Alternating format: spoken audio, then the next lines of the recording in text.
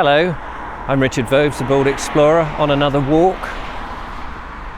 Today, just taking a little stroll up onto the South Downs, and just to have it's an excuse really, just to get out and about. I've been waiting in for a parcel, and so this is a bit more of a relaxed walk than perhaps my search for Sussex walks.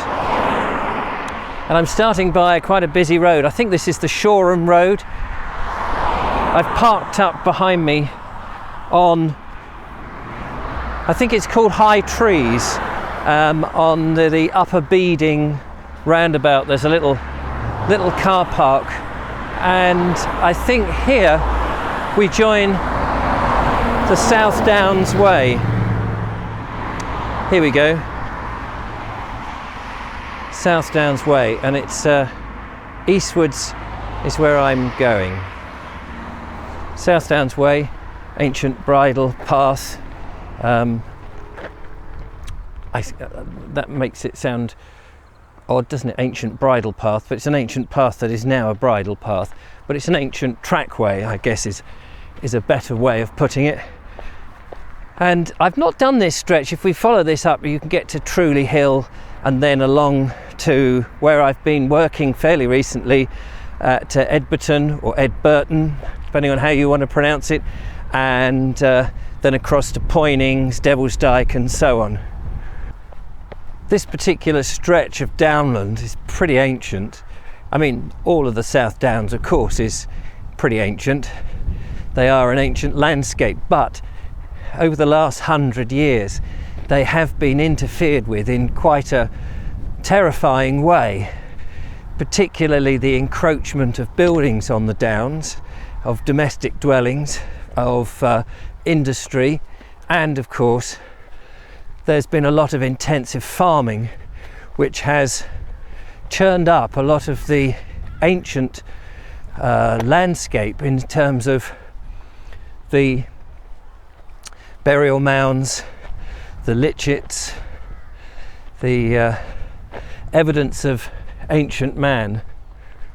I'm passing a lovely sheep down here with quite a number of sheep in this field, looking down towards Shoreham. And it's great to see the sheep here because they are very much the creatures of the South Downs, though I don't know if they're South Down sheep, of course. I think other varieties have come in and crept into it. Anyway, I'm going to make my way up this path and have a look at some of the views over the top, and then I believe on my left hand side there is still evidence, probably best to come in an evening to see it, of the open farmland. I'm fascinated by the 3-field farm system. I want to do a video about that. I'm doing some research on that as we speak, but we must get to the top of the hill first.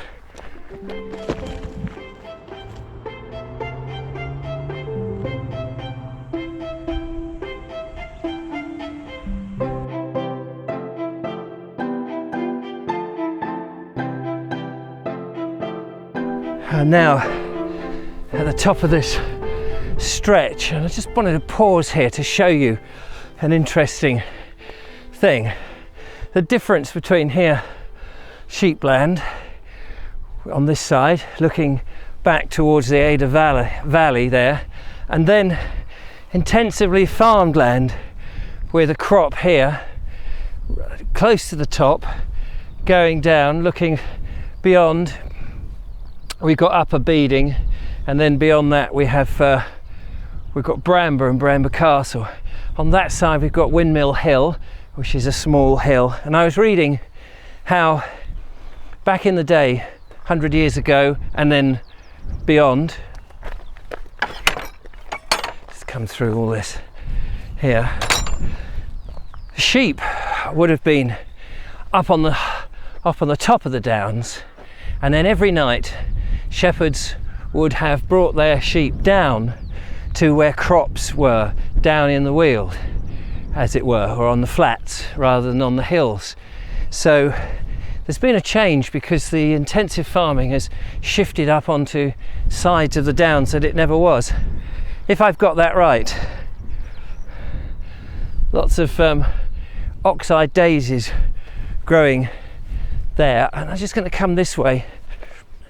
This is what I love about the South Downs. It's this undulating chalk hill, and here we have a little valley in its own, or the fingers of a comb if you like, as we're approaching it here, and suddenly it just drops away into this kind of gully, which again, as I was talking about the snow-capped downs 14,000 years ago, I think it was, where the ice, not the glaciers, but the ice formed on the top here, just the snow-capped stuff would have melted and dropped down, taking the chalk and the debris down to form these amazing channels. This again, like Devil's Dyke, a great big dike in the landscape, gouged out, and down there some cows. So I'm not going down there. I'm just not going down there. Sadly, we have the right to roam in this country, the right to roam on different parts, but it's only on special access land. We have the rights on the public footpaths and byways, bridle paths and things like that. We do have that, and then there are sections of the countryside which have land access, and you have the right to roam, and they're marked on the OS maps in a slightly different colour to the rest of the land. And sadly, much of the South Downs has fallen into private hands, and we don't have as much rights or license to access it as we once did, which is a great shame. So what we do have, we've got to look after. I'm going to come up here to where there's a National Trust car park, I believe, on a crossroads with many options from where we can go from here.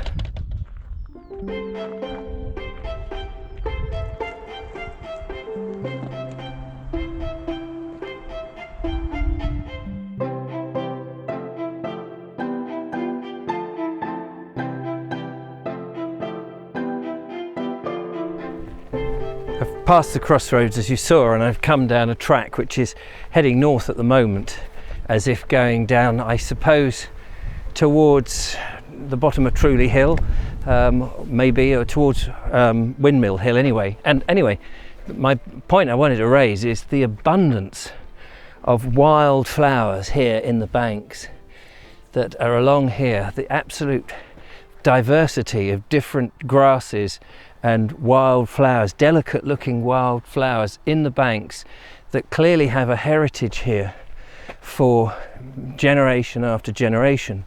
And when I read some of the old books from 100 years ago, and you read about some of the ecologists or the perhaps they weren't called that then, people who were just interested in the downland nature, it's amazing how many species they talk about and are referenced. But because of this intensive farming and because of the encroachment onto the downs and the privatisation of it, it's now not so easy to find all these things because they're all trimmed and not allowed to grow. But it just goes to show you that in habitats where it's left alone, these old established natural plants still grow, and they just have such, well, diversity, but they have such a I can't express myself, a magical property that makes you just appreciate nature. I don't know how else to describe it as I'm going along carrying a camera.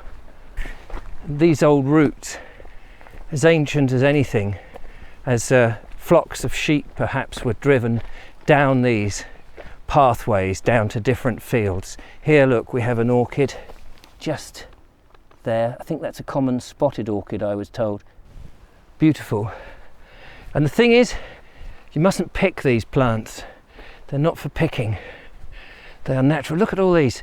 I've got to get my knowledge up to scratch because there's just so much beauty in the world, and I'm overwhelmed by it and annoyed by how little I know, how little is taught in schools. This bank here is just a festoon of colours, of these beautiful green, yellow flowered ones, and then up here these rather magnificent creatures. Just an array of wonderful things. Here I think I can identify this one as ribwort plantain in here, this little thing, if you can see that. There's a gate here. Tatty's Hill, land excess.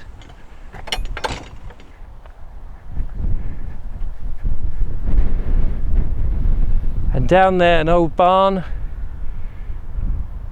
and I believe that hill over there is Windmill Hill.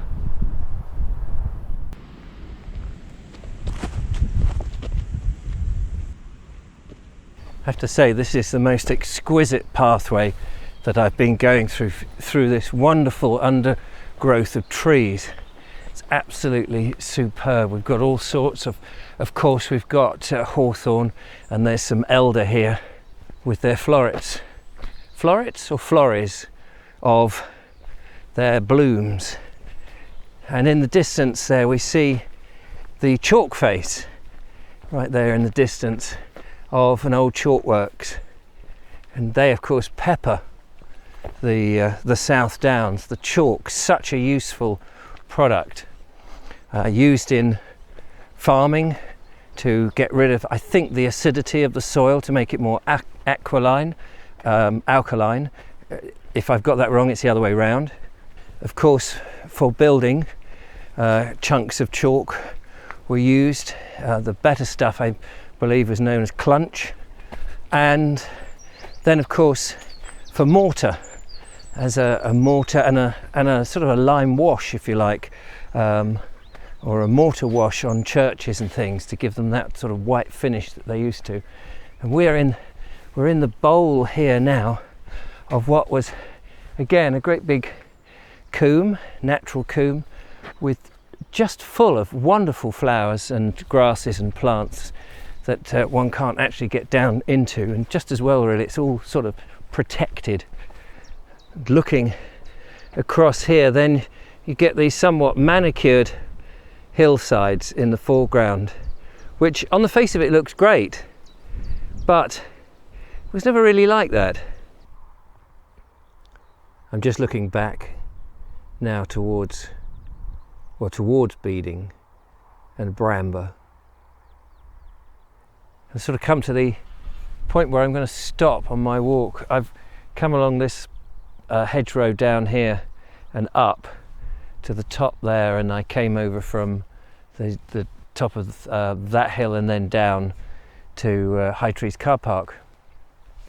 And that's kind of it for today. There's this amazing field here you can't get into, which I suppose is just as well, with some wonderful pink colouring. I don't know if you can see into there, and it's just left to grow wild grass. It's just a wild field. It's absolutely stunning and beautiful, but I'd love to go in and just photograph some of the plants and see what's in there, but you can't. And this is one of the problems that we have, you know. Stuff is fenced off, probably for very good reason, a lot of it. There's some cows in here, which perhaps I wouldn't really want to go in that field in case they turned on me. But another time I'll take a walk up to the chalk face and have a look across there, but on this one I've run out of time. So thanks so much for watching. Don't forget to follow, like and subscribe, and give me a thumbs up if you've enjoyed it. Become a patron, support what I do. But for today, it's been a lovely, just an impromptu walk up over the downs, a track that I've not walked before, just for a little bit of exploration. So till the next time, take care. Bye bye for now. Bye bye.